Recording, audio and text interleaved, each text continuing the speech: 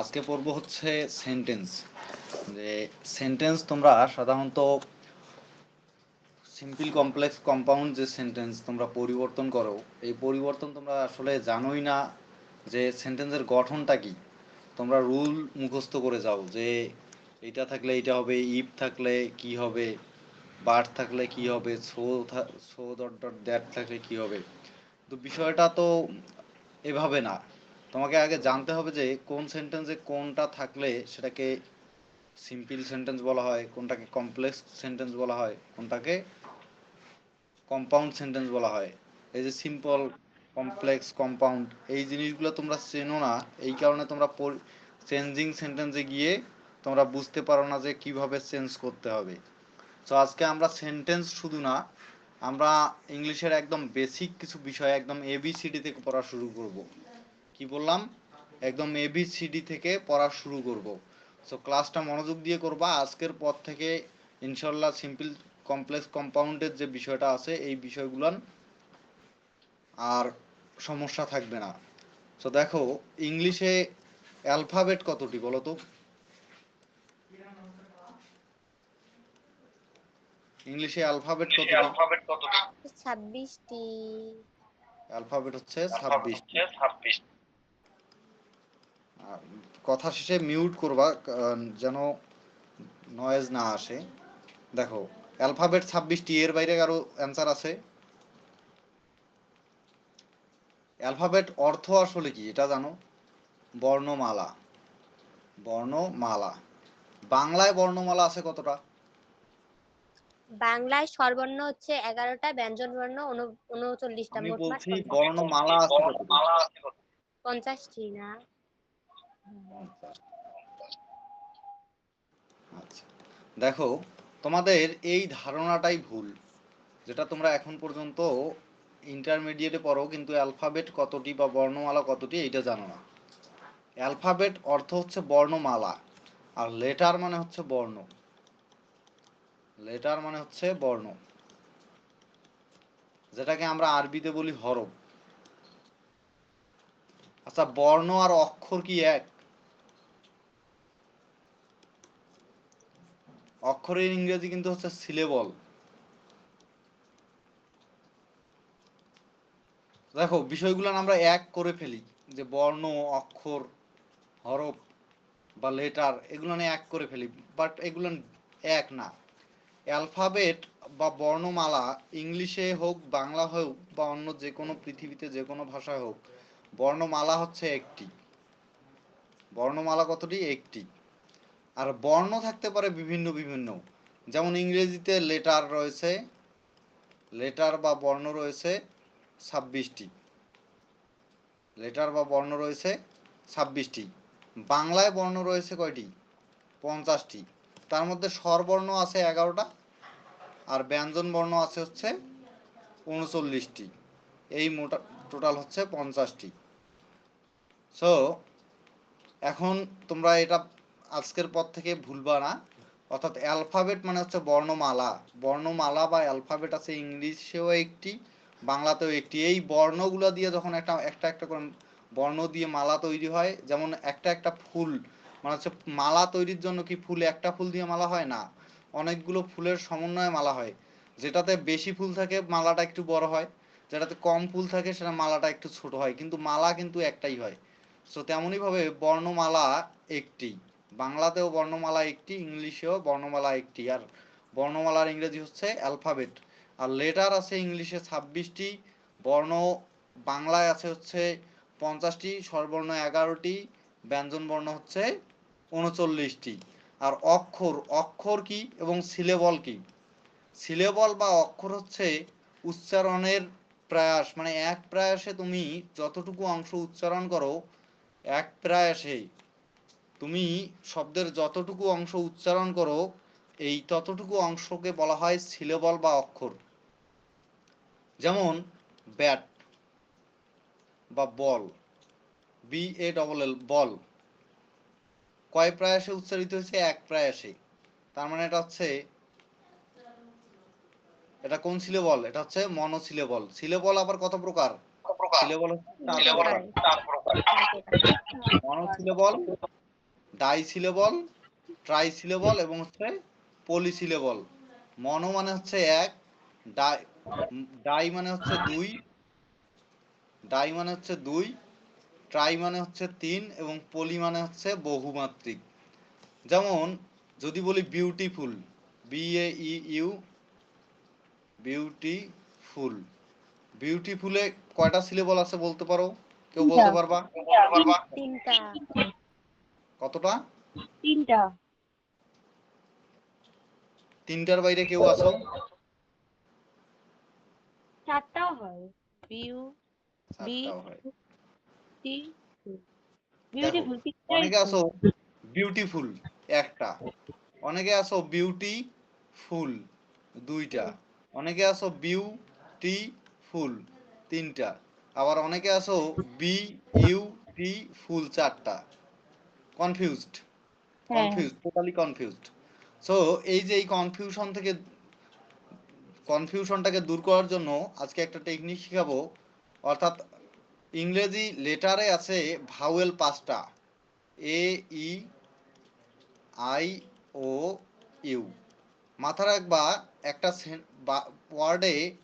একটা ওয়ার্ডে যতটা ভাওয়েল থাকবে, কি বলছি, একটা ওয়ার্ডে যতটা ভাওয়েল থাকবে সেটা তত সিলেবল। যেমন বল, কয়টা ভাওয়েল আছে? একটা। একটা, তার মানে মনোসিলেবল। মনোসিলেবল।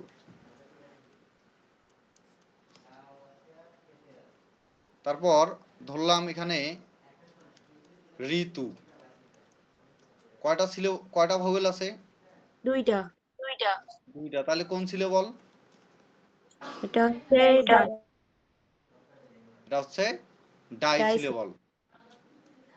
আবার ধরলাম যে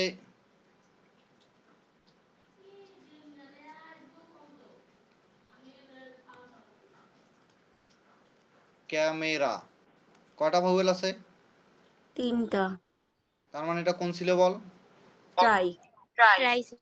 ট্রাই সিলেবল। কিন্তু মাথায় রাখবা যদি এক বা একাধিক ভাওয়েল একই সঙ্গে থাকে, এক বা একাধিক ভাওয়েল একই সঙ্গে থাকে, তাহলে তাদেরকে বলা হবে, তাদেরকে এই একই সঙ্গে যদি লেগে থাকে তখন সেটাকে একটি কাউন্ট করা হবে। কয়টা কাউন্ট করা হবে? একটি কাউন্ট করা হবে। যেমন বিউটিফুল, এখানে সব ভাওয়েল একসঙ্গে আছে না? হ্যাঁ। তার মানে এখানে কয়টা ভাওয়েল আছে? একটা। এখানে আছে একটা, দুইটা, এখানে আছে একটা, তিনটা। তাহলে এই ওয়ার্ডে সিলেবল আছে কয়টা? তিনটা। Try syllable. সো এখন থেকে সিলেবল ভুল হবে না। না। এই যে বিশ্ববিদ্যালয়ে পড়ার স্বপ্ন দেখতেছো, তাহলে বিশ্ববিদ্যালয়,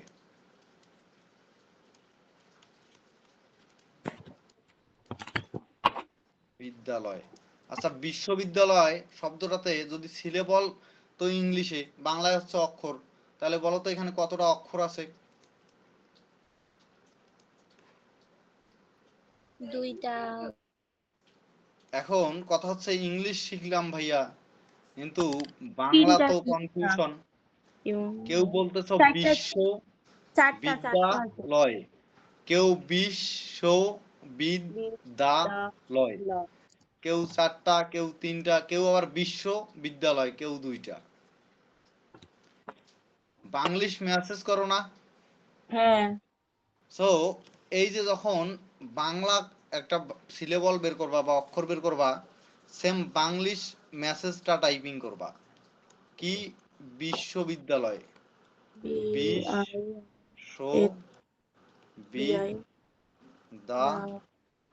বিশ্ববিদ্যালয়।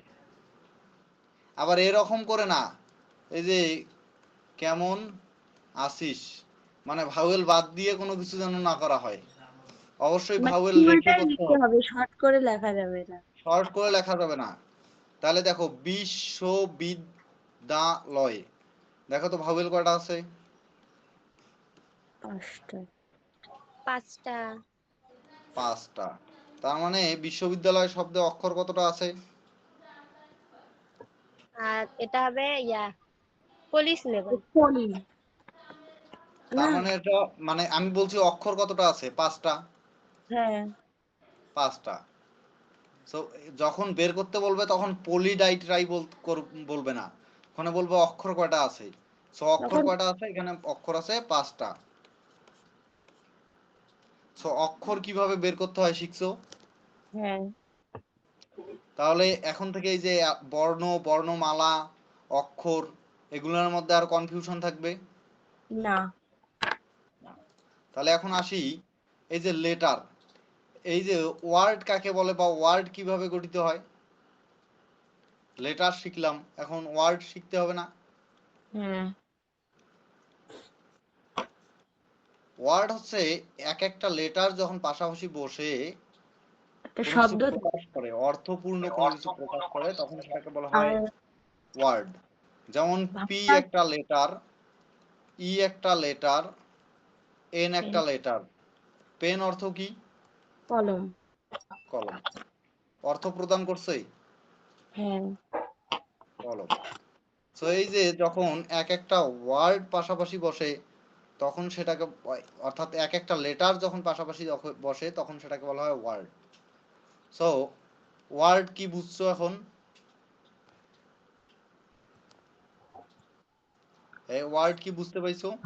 হ্যাঁ এখন ওয়ার্ড শেষ, তাহলে এখন আমরা সেন্টেন্স পড়বো না? হ্যাঁ সেন্টেন্স। এখন সেন্টেন্স কিভাবে গঠিত হয়? যখন পাশাপাশি কিছু ওয়ার্ড, সেন্টেন্স, মাথায় রাখবা সেন টি টেস এন এস, এস সেন্টেন্স মাথায় রাখবা। এস তে হচ্ছে সিকোয়েন্স, এসিএন থেকে সেন্স,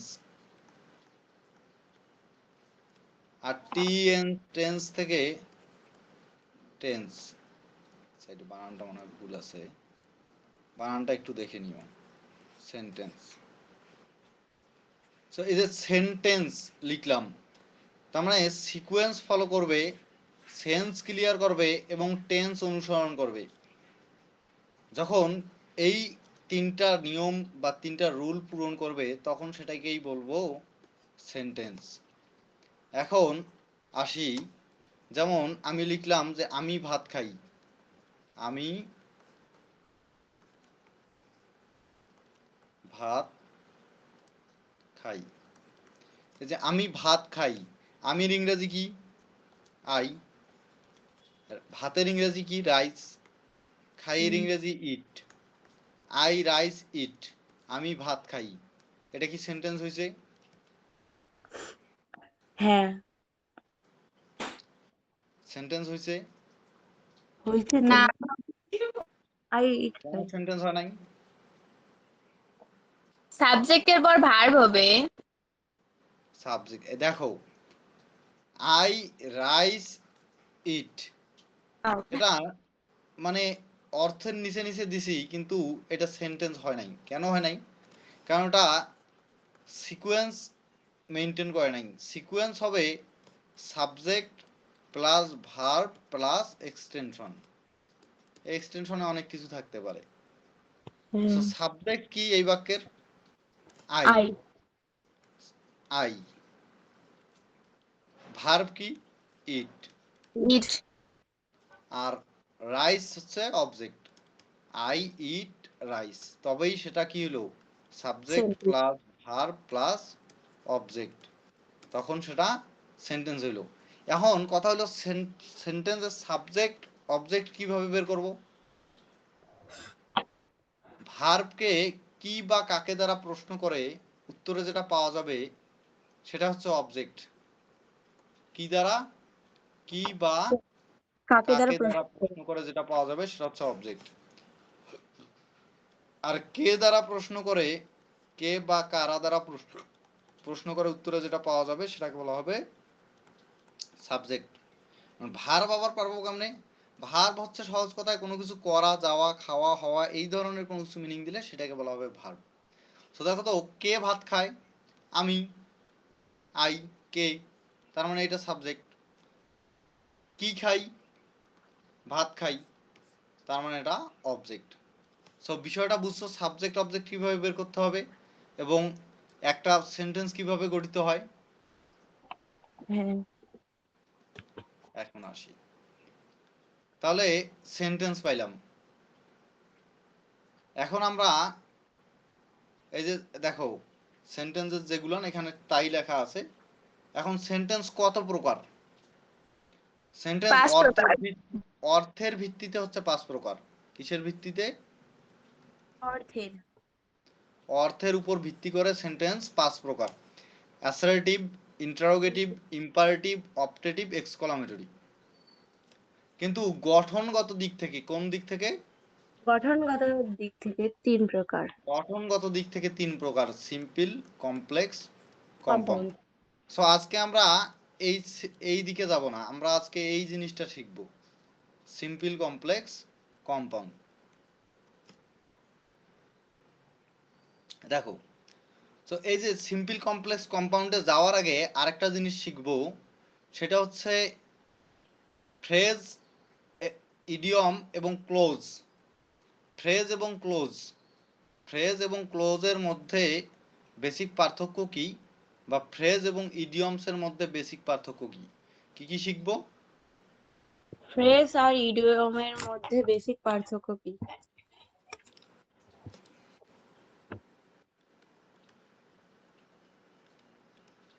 ফ্রেজ এবং হচ্ছে ক্লোজ।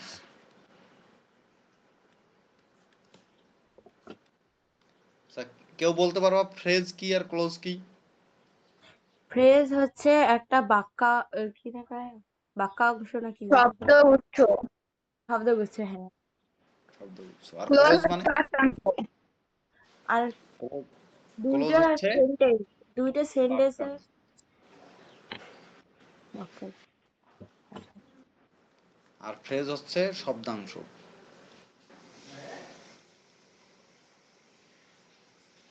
দেখো, ফ্রেজ অর্থ হচ্ছে শব্দাংশ, আর ক্লোজ মানে হচ্ছে বাক্যাংশ। মাথায় রাখবা, 3টা জিনিস যদি থাকে তখন সেটাকে ফ্রেজ বলা হয়। 1 নাম্বার হচ্ছে 1 প্লাস ওয়ার্ড থাকতে হবে, অর্থাৎ 2 or more, 2 or more, 2 or more word থাকবে, প্লাস সেখানে কোনো ফাইনিট ভার্ব থাকবে না, ফাইনিট ভার্ব থাকবে না, প্লাস হচ্ছে অর্থ প্রদান করবে, একই অর্থ প্রদান করবে।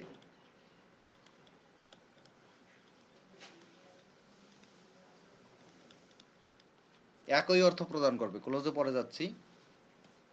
এবং এই ফ্রেজে আরেকটা অংশ যুক্ত হবে, ইডিয়ম। ইডিয়ম, ইডিয়ম মানেও হচ্ছে শব্দাংশ, কিন্তু ফ্রেজ এবং ইডিয়মসের মধ্যে ক্রাইটেরিয়াই একটাই, এক বা একাধিক শব্দ হইতে হবে, ফাইনিট ভার্ব থাকা যাবে না, আর হচ্ছে কি একই অর্থ প্রদান করবে। এখন আসি ফাইনিট ভার্বটা কি। ফাইনিট ভার্ব জানা লাগবে না? তোমরা যে পড়বা ফাইনিট ভার্ব, এখন ফাইনিট ভার্ব তো জানতে হবে যে কোনটা কোনটা থাকলে আবার ফাইনিট ভার্ব হয় না। দেখো, মাথা রাখবা non finite verb, non finite verb. Non finite verb কোনগুলান? সরি, এটা নট হয়ে গেছে, নন ফাইনিট ভার্ব। মাথা রাখবা যে 2 plus V1, 2 plus V1 auxiliary ছাড়া, অক্সিলারি ছাড়া ভার্ব প্লাস আইএনজি, অক্সিলারি ছাড়া ভার্বের V3। V3 মানে তো বোঝো নাকি? হ্যাঁ। Past participle form. যদি এই স্ট্রাকচারে থাকে সেগুলো হবে নন ফাইনিট ভার্ব, আর এর বাইরে সব হচ্ছে ফাইনিট ভার্ব। যদি এই স্ট্রাকচারে থাকে তাহলে সেটা কি হবে? এটা হবে নন ফাইনিট ভার্ব, আর বাকি সব হবে ফাইনিট ভার্ব। যদি এই স্ট্রাকচারে নন ফাইনিট ভার্ব হয় তাহলে বলো তো টু ডু, এটা ফাইনিট ভার্ব নাকি non finite verb? Non finite. Non finite verb. এই সাদিয়া আনমিউট করো তো। সাদিয়া শুনতেছো?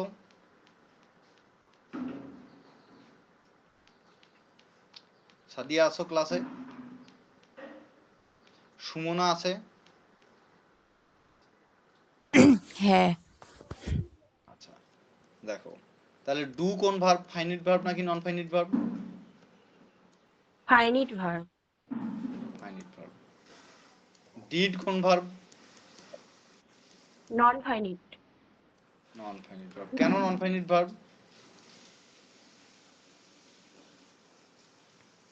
কেউ বলতে পারবা ডিড ফাইনিট নাকি নন ফাইনিট? এটা ডান ফাইনিট ভার্ব নাকি নন ফাইনিট ভার্ব? ডানটা নট নন ফাইনিট আর ডিড হচ্ছে ফাইনিট। ডিড হচ্ছে ফাইনিট। আর হ্যাভ ডান এটা ফাইনিট নাকি নন ফাইনিট?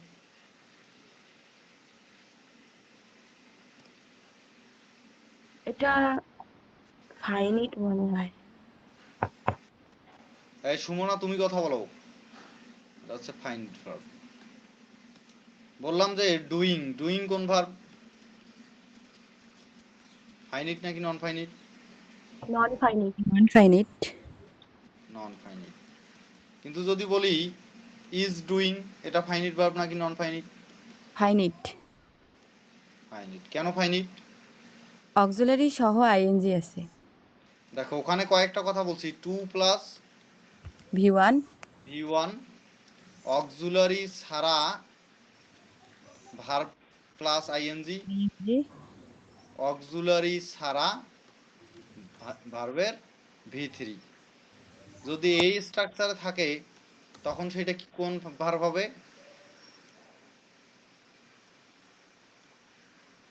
তখন সেটা নন ফাইনিট ভার্ব হবে, বাকি সব ফাইনিট ভার্ব। সো এখানে দেখো তো ডিড কোন ফর্মে আছে? V2 তে আছে, মানে পাস্ট ফর্মে। সো V2 নন ফাইনিট হবে কোথাও লিখছি না, তার মানে ডিড হচ্ছে ফাইনিট ভার্ব। ডিড কোন verb? Finite. Finite verb. So finite verb কোনগুলান, এগুলান পরে যাচ্ছি, আরো বিস্তারিত আছে ফাইনিট ভার্ব যখন ভার্ব পড়াবো। কিন্তু নন ফাইনিট ভার্ব বাদে এখন মাথায় রাখবা, নন ফাইনিট ছাড়া পৃথিবীর সকল verb finite verb. Finite. So non finite গুলান তো দেখলে চিনবা অ্যাট লিস্ট, নাকি? সো এই স্ট্রাকচারের বাইরে যদি কোনো ভার্ব থাকে তখন সেই ভার্বটাকে কোন ভার্ব বলা হবে? Finite verb. Finite verb. এখন আসি যে নন ফাইনিট ভার্ব গেল, তাহলে এক বা একাধিক শব্দ মিলে কি হবে? একই অর্থ দিবে। যেমন বললাম যে স্লোলি, স্লোলি কি ফ্রেজ হবে? স্লোলি মানে হচ্ছে ধীরে চলা।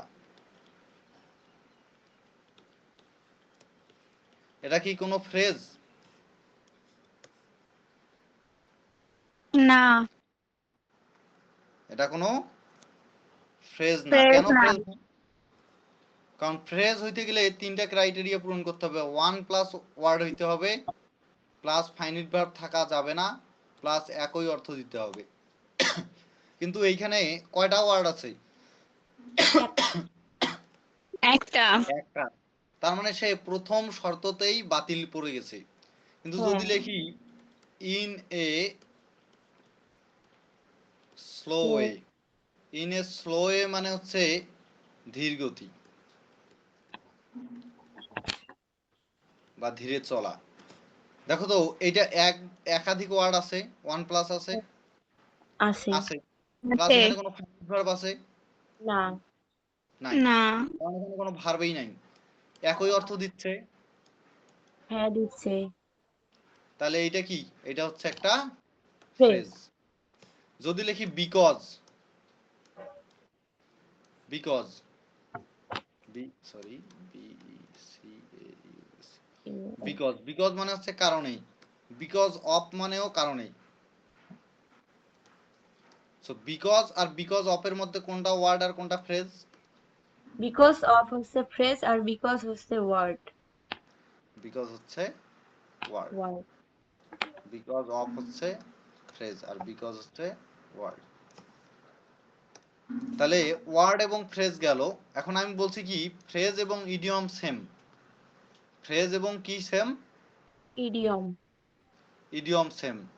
এখন ফ্রেজ এবং ইডিয়ম যে সেম, আমরা বুঝবো কেমনে এটা সেম?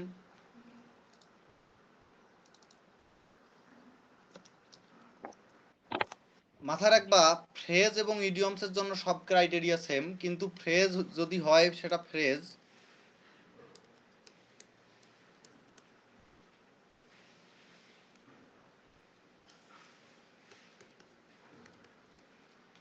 ইডিয়ম।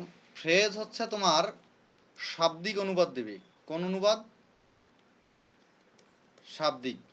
এবং ইডিয়ম কোন অনুবাদ দেবে? ইডিয়ম হচ্ছে ভাবার্থ দেবে। ভাবার্থ। যেমন আমরা লিখলাম কি in a slow way, in a slow way. দেখো তো স্লো মানে ধীরে, সো এটা শাব্দিক অর্থ দিচ্ছে না, ধীরে চলা। হ্যাঁ। কিন্তু যদি দেখি যে হোয়াইট এলিফ্যান্ট, বাংলাদেশ সংসদ ভবন, এসতে ধরে নাও সংসদ ভবন is a white elephant. Bangladesh সংসদ ভবন কি একটা সাদা হাতি? না। না, এটা হচ্ছে একটা ব্যয়বহুল জায়গা। এই যে হোয়াইট এলিফ্যান্ট মানে হচ্ছে ব্যয়বহুল। হ্যাঁ। ব্যয়বহুল। দেখো তো এখানে ওয়ান প্লাস ওয়ার্ড আছে, আছে। একই অর্থ দিচ্ছে দুইটা ওয়ার্ড মিলে, হ্যাঁ। একই অর্থ দিচ্ছে, কিন্তু সেটা কি শাব্দিক অর্থ না দিয়ে দিচ্ছে আবার ভাবার্থ। তো যখন শাব্দিক অর্থ না দিয়ে ভাবার্থ দিবে তখন সেটাকে বলা হবে ইডিয়মস। সো ফ্রেজ এবং ইডিয়মস এর মধ্যে পার্থক্য বুঝতে পাইছো? হ্যাঁ। ওকে। সো এখন আসি সেন্টেন্স এবং ক্লোজের মধ্যে পার্থক্য, এবং এখানে আরো এক্সাম্পল দেয়া আছে, আমি এটা পিডিএফ দিয়ে দিব। যেমন আচ্ছা এখানে এক্সাম্পল গুলো দেয়া নাই আপাতত, সো এক্সাম্পল আমি এখানে অ্যাড করে দিয়ে দিব, সমস্যা নাই। এখন আসি সেন্টেন্স এবং ক্লোজের মধ্যে পার্থক্য। কিসের কিসের মধ্যে পার্থক্য? সেন্টেন্স আর ক্লোজ। Sentence plus close. আচ্ছা এখানে বিষয় হচ্ছে তোমরা কয়জন আছো? দুইজন ছাড়া তো কেউ নাই। ক্লাসটা কি কন্টিনিউ করব নাকি এটা পরবর্তী অংশে নিব?